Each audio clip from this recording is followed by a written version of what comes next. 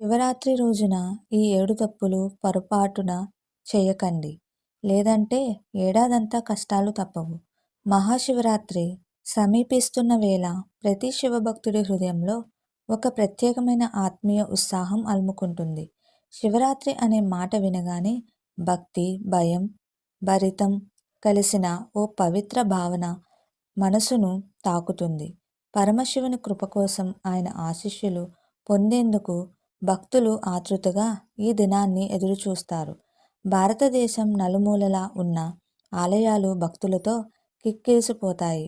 ఉపవాసం, జాగరణ, అభిషేకాలు, రుద్రపారాయణం, భజనలు ఇలా అనేక విధాలుగా శివారాధన జరుగుతుంది.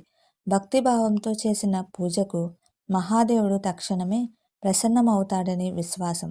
అయితే అదే సమయంలో ఆచార నియమాలను ఉల్లంఘిస్తే ఆయన అసంతృప్తి చెందుతాడని శాస్త్రాలు సూచిస్తున్నాయి. జ్యోతిష్య నిపుణుల ప్రకారం మహాశివరాత్రి రోజున కొన్ని ప్రత్యేక నియమాలను తప్పకుండా పాటించాలి. ముఖ్యంగా ఆ రోజున ధరించే వస్త్రాల విషయంలో జాగ్రత్త అవసరం. కృష్ణవర్ణ నలుపు రంగు దుస్తులు ధరించడం శుభప్రదం కాదని చెబుతారు. శివారాధనలో తెలుపు, పసుపు లేదా లేత రంగుల దుస్తులు ధరించడం మంచిదని భావిస్తారు. అలాగే శివలింగంపై ఎట్టి పరిస్థితుల్లోనూ తులసి దళాలు సమర్పించకూడదు. తులసీదేవి విష్ణువుకు ప్రతీకారమైనది. శివార్చనలో దీనికి స్థానం లేదని పురాణాలు వివరిస్తాయి. అలాగే శివపూజలో కేతాకి, చంపక వంటి పుష్పాలను సమర్పించడం నిషిద్ధం. వీటిని శివుడు ఇష్టపడడని ఒక పురాణ కథ ఆధారంగా చెబుతారు. శివరాత్రి రోజున స్నానం చేయకముందు ఆహారం తీసుకోవడం మంచిది కాదు.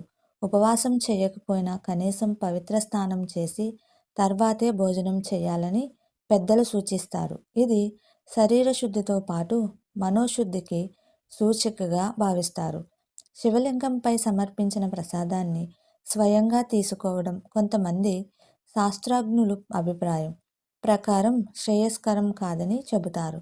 ఆ ప్రసాదాన్ని ఇతరులకు పంచడం మంచిదని విశ్వాసం.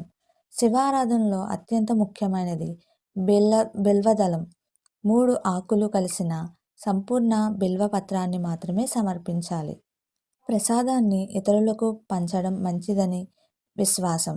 శివారాధనలో అత్యంత ముఖ్యమైనది బిల్వదళం. 3 ఆకులు కలిసిన సంపూర్ణ బిల్వపత్రాన్ని మాత్రమే సమర్పించాలి. చినిగిన లేదా పగిలిన బిల్వదళాన్ని అర్పిస్తే అది శుభప్రదం కాదని భావిస్తారు. అలాగే శివ పూజలో సమర్పించే అక్షతలు, బియ్యం ఎట్టి పరిస్థితుల్లోనూ విరిగినవిగా ఉండకూడదు. బియ్యం సంపూర్ణతకు ప్రతీక కాబట్టి సమర్పించే ముందు వాటిని పరిశీలించడం అవసరం. ప్రతి ఆచారంలోనూ ఒక లోతైన ఆధ్యాత్మిక భావన దాగి ఉంటుంది. మహాశివరాత్రి కేవలం ఒక పండుగ మాత్రమే కాదు, అది భక్తి నియమం, ఆత్మశుద్ధి, ఆధ్యాత్మిక సాధనల సమ్మేళనం. ఆ రోజున పాటించే నియమాలు మనకు క్రమశిక్షణను నేర్పుతాయి.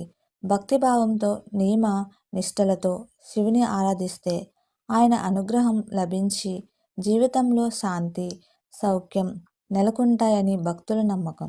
పరమశివుడు సర్వలోకాలకు శాంతి ప్రసాదించాలని ప్రతి భక్తుడు మనసారా ప్రార్థిస్తాడు. మీకు మా వీడియోస్ కనుక నచ్చినట్లయితే ఇలాంటి మరెన్నో విషయాలు తెలుసుకోవాలనుకుంటే డూ సబ్స్క్రైబ్ టు సమాజం ముచ్చట్లు.